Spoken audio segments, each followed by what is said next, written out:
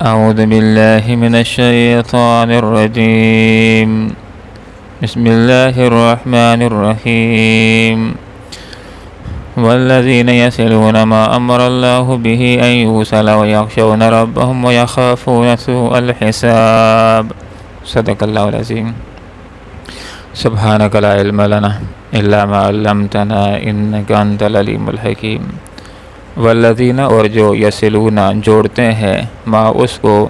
امر اللہ حکم دیا ہے اللہ تعالیٰ نے بھی جس کے بارے میں ان یوصل کہ اس کو جوڑا جائے ویخشون اور ڈرتے ہیں ربہم اپنے رب سے ویخافون اور خوف رکھتے ہیں سوء الحساب سخت حساب کا۔ ایسے لوگوں کی علامات خصوصیات اور صفات کا ذکر ہو رہا ہے کہ جو قرآن کو ماننے والے ہیں جن کو بینا کے ساتھ تشبیہ دی گئی، ایسے لوگ کہ جو نصیحت کو قبول کرنے والے ہیں جن کو عقل مند کہا گیا، ایسے کامیاب لوگوں کی نشانیاں بیان ہو رہی ہیں کہ ان کی پہلی علامت اور نشانی یہ ہے کہ یہ اپنے وعدوں اور معاہدوں کی پاسداری کرنے والے ہوتے ہیں، اور ان کی دوسری نشانی یہ ہے کہ یہ ان رشتوں کو تعلقات کو جوڑتے ہیں ملاتے ہیں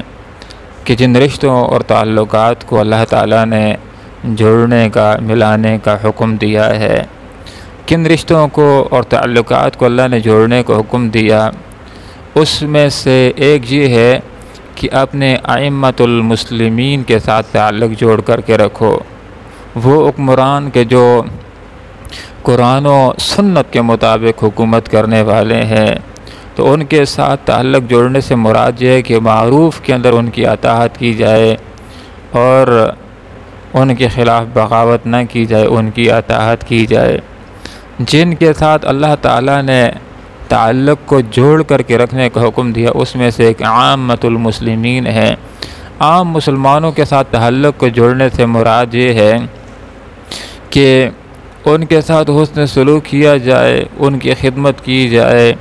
اور ان کے ساتھ خیرخواہی کا جذبہ اختیار کیا جائے۔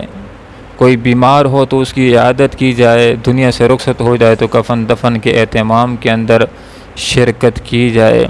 کوئی دعوت کرے تو اس کی دعوت کو قبول کیا جائے، سلام کرے تو اس کے سلام کا جواب دیا جائے، کوئی خیر خواہی کی بات طلب کرے تو اس کے ساتھ اخلاص کے ساتھ بات کی جائے اور اس کو بہتر مشورہ دیا جائے۔ جن کے ساتھ اللہ رب العالمین نے تعلق کو جوڑنے کا حکم دیا، صلہ رحمی کا حکم دیا، اس میں سے ایک رشتہ دار بھی ہیں۔ حدیث کا یہ مفہوم ہے کہ صلہ رحمی اس کو نہیں کہا جاتا کہ آدمی برابری کے ساتھ تعلق رکھنے والا ہو، بلکہ صلہ رحمی یہ ہے کہ کوئی تعلق کو توڑے اور تم جوڑنے کی کوشش کرو۔ ایک اصول معاشرے کے اصول ہوتے ہیں، ذاتی انسانوں کے بنائے خود ساختہ اصول ہوتے ہیں کہ کوئی تحفہ دے گا تو میں تحفہ دوں گا، کوئی سلام کرے گا تو میں سلام کروں گا، کوئی ہمارے گھر آئے گا تو میں اس کے گھر جاؤں گا، کوئی ہمارے جنازے کو آئے گا تو میں اس کے جنازے کو جاؤں گا، کوئی ہماری قبر کو آئے گا تو ہم اس کی قبر کو جائیں گے، کوئی ہمیں شادی کی دعوت دے گا تو ہم اس کو شادی کی دعوت دیں گے، کوئی ہمارے ساتھ تعلق رکھے گا تو ہم بھی اس کے ساتھ تعلق رکھیں گے۔ ایک اصول ہمیں اسلام نے سکھایا ہے۔ آپ صلی اللہ علیہ وسلم نے ارشاد فرمایا کہ میرے رب نے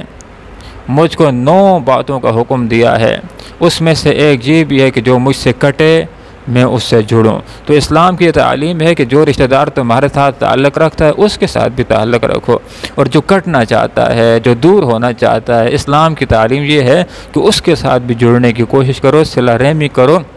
جو تعلق کو کاٹنا چاہتا ہے اس کے ساتھ بھی تمہارا بدی اور بائی کاٹ نہیں ہونا چاہیے۔ حدیث کا یہ مفہوم ہے۔ آپ صلی اللہ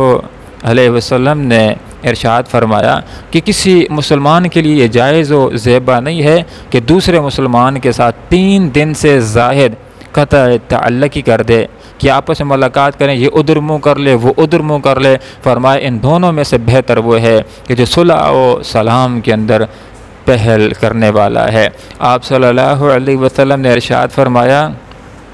کہ میرے رب نے مجھ کو 9 باتوں کا حکم دیا ہے، اس میں سے ایک یہ بھی ہے کہ جو مجھ کو محروم رکھے میں اس کو عطا کروں۔ اگر اس نے مجھے شادی کے موقع پر کوئی تحفہ نہیں دیا ہے تو میں اللہ کی رضا کے لیے تحفہ دے دوں تو مجھ کو اجر ملے گا، مجھ کو ثواب ملے گا، اس لیے کہ اللہ کے رسول نے یہ تعلیم دے دی ہے کہ مجھے اللہ نے یہ حکم دیا ہے کہ جو مجھ کو محروم رکھے میں اس کو عطا کروں۔ والذین یصلون، یہ جوڑتے ہیں ما امر اللہ بہ ان یوصل، اس کو کہ جس کو اللہ رب العالمین نے جوڑنے کا حکم دیا ہے، یہ رشتوں کو جوڑنے والے ہیں، نعتوں کو جوڑنے والے ہیں، جن کے ساتھ اللہ رب العالمین نے تعلق کو مضبوط کرنے کا، تعلق کو برقرار رکھنے کا، صلہ رحمی کرنے کا حکم دیا ہے، رشتوں کو نبھانے کا حکم دیا ہے۔ اس کے اندر بیوی بھی آ جاتی ہے، بچے بھی آ جاتے ہیں، والدین بھی آ جاتے ہیں، ان کے حقوق کا خیال کرنا ہے، ان کے جو ہمارے اوپر حق عائد ہوتے ہیں ان کے حقوق کو ہم نے ادا کرنا ہے۔ آپ صلی اللہ علیہ وسلم نے ارشاد فرمایا کہ جو آدمی، حدیث کا یہ مفہوم ہے کہ اپنے رشتہ داروں کو صدقہ و خیرات دے گا، زکوٰۃ دے گا، تو اس کو اللہ رب العالمین دوہرا ثواب دے گا، ایک صلہ رحمی کا ثواب دے گا اس کو، اور دوسرا زکوٰۃ و خیرات کی ادائیگی کا اللہ رب العالمین اس کو اجر و ثواب دے گا۔ تو سمجھدار لوگوں کی ایک علامت یہ ہے والذین یصلون، جو جوڑتے ہیں ما اس کو امر اللہ بہ ان یوصل، جس کو اللہ تعالیٰ نے جوڑنے کا حکم دیا ہے۔ اور حقیقت کے اندر سمجھدار آدمی چھوٹی چھوٹی باتوں کے اوپر ناراض نہیں ہوتا بلکہ دل بڑا رکھتا ہے، اور جن خاندانوں کے اندر آپس کے اندر صلح ہوتا ہے تو ان کے لیے آسان کاموں میں سے ایک یہ بھی ہو جاتا ہے کہ رشتے آسانی کے ساتھ ایک دوسرے کو دے دیتے ہیں، لیکن جن خاندانوں کے اندر بدیاں ہوتی ہیں، بائیکاٹ ہوتی ہیں، تو ایک دوسرے کے رشتے کرنے کے اندر بھی، بچیوں کے رشتے کرنے کے اندر بھی رکاوٹیں ہو جاتی ہیں، یہ خاندانوں کے بائیکاٹ کی وجہ سے پھر دوسروں کی طرف اپنے رشتوں کو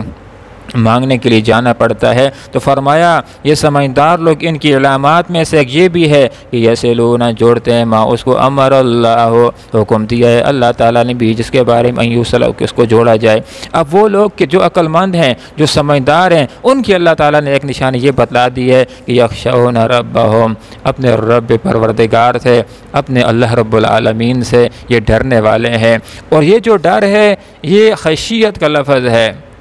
مراد یہ کہ اللہ تعالیٰ سے ایسے نہیں ڈرتے نعوذ باللہ کہ جس طرح آدمی کسی سانپ سے ڈرتا ہے یا کسی خطرناک چیز سے ڈرتا ہے، بلکہ یہ خشیت اس کا مطلب ہوتا ہے ایسا ڈر کہ جس کے اندر ایک گنا محبت پائی جاتی ہے۔ جس طرح آدمی والدین سے ڈرتا ہے، استاد سے ڈرتا ہے کہ کہیں مجھ سے ایسی کوئی غلطی ہو نہ جائے کہ میرا استاد مجھ سے ناراض ہو جائے، میرے والدین مجھ سے ناراض ہو جائیں، تو یہ اہل ایمان اللہ رب العالمین کے ساتھ ایسی محبت کرتے ہیں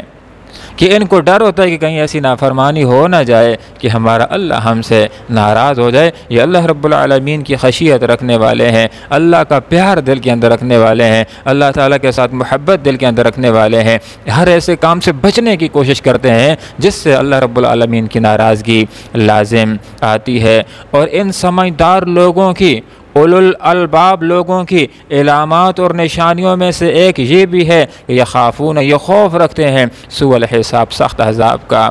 کیونکہ ان کو پتہ ہے کہ میں انسان ہوں، انسان خطا کا پتلا ہے، انسان سے بڑی غلطیاں ہو جاتی ہیں، میرے ساتھ آخرت میں اللہ تعالیٰ اگر حساب کے اوپر آیا تو میں تو مارا جاؤں گا۔ تو یہ ڈر رکھتے ہیں کہ کہیں میری کوتاہیوں کی وجہ سے میں آخرت میں گرفتار عذاب ہو نہ جاؤں۔ اس لیے کہ حدیث کا یہ مفہوم ہے، آپ صلی اللہ علیہ وسلم نے ارشاد فرمایا من نوکشا، آخرت میں جس کے ساتھ مناقشہ شروع ہو گیا،